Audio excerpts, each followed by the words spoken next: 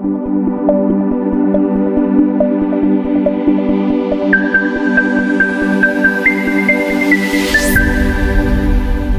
morning, everyone. Welcome to Bright Mind, Voice of Our Generation. My name is Nyamkri Mervis Nyamko, and today we will continue with the aspect of inclusive education.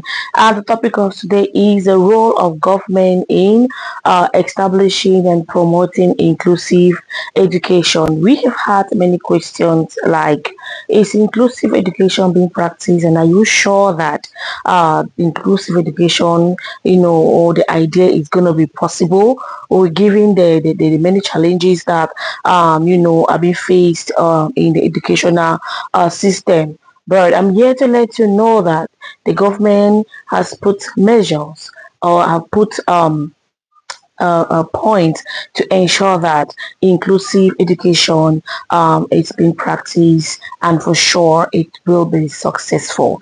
And the following points include: the first point that the government has put in place is policy formulation. The government has established laws and policies that says that all children has equal right to have access to quality education. No matter your diversity, no matter your background, you have the right to have quality education, as education is for all. The next point, that the next measure the government has put in place is teacher training. The government has trained teachers to be able to handle learners with diverse learning styles, especially those with special needs. The next point is curriculum adaptation. The government has ensured that all the curriculum meets what the teaching material, the teaching methods, the teaching strategies meets the learning needs of diverse learners, especially those with special needs. The next point that they put together is infrastructure. That is one of the areas where we had a series of questions. When you go to school, you see infrastructure, you see building, they are not inclusive friendly, and so on and so forth.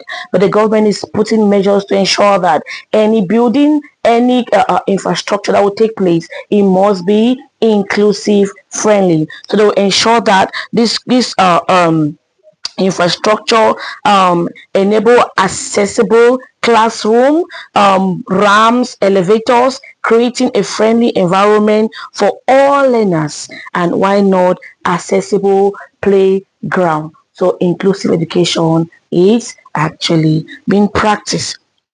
The next point we have is the government provide assistive technology.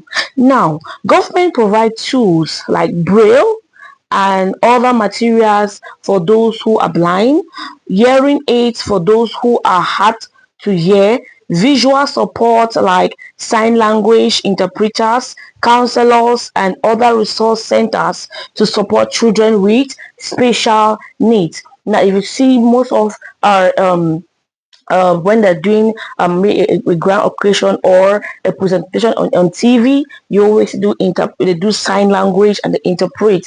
Why is it that? That is to show you that inclusive education is very, very important and is actually being practiced. The next and most important point that I want you to pay keen attention is inclusive fund and budget. Government subsidizes and or reduces the cost of children with disability education. These children pay little or no school fees. So all what parents need to know or to do is that they need to go to the delegation of social welfare in their area, and they will facilitate this process. Those with special need actually pay little or no school fees. And so the government subsidize their school fees or reduces their school fees. And so if you are there, if you're a parent who have a child with disability, please do not hesitate to go and register them to study. The next point is the government collaborates or consults, collaborate with NGOs, international organizations to bring experts and resources that can promote inclusive education. The government also collaborate with parents, local chiefs, and civil societies to raise awareness about the importance of inclusive education. And I'm actually here to also raise the awareness of the practice of inclusive education. The government collaborate with NGOs, international bodies to see how they can bring in experts. They can bring in other maybe foreign resources to see how they can promote inclusive education. And why not collaborate with parents, communities to create awareness? And I'm here to be one of those people who are creating awareness of the existence and the practice of inclusive education. The last point we have is evaluation of inclusive education program. Now, at the beginning of every year, the government always delegates maybe people to go to schools to ask or to know the number of children with special needs who have been enrolled in that school. Now, when they get the number of these children who have been enrolled in that school, they now go now and send support. Supports like what? Assistive technology, reduction of school fees, or they pay little or no school fees. They ensure that the curriculum adapts to the diverse learners. It ensures that teachers are being trained to handle these children with special needs.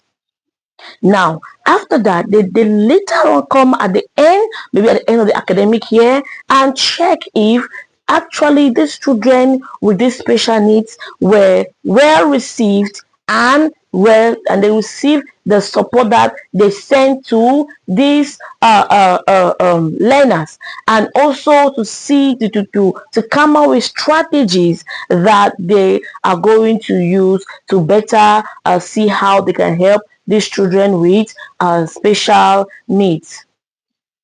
Putting all these points together, and there are many other points to show that inclusive education is actually being practiced. Why not tell your friend, tell your sister, tell your brother or father out there who has this student? Let them send them to be educated so that we all can contribute positively to our nation. With that saying, my name is Nyanko Mervis Nyanko. Please like, share, and follow up for more interesting episodes on inclusive education and why not education as a whole. Thank you very much.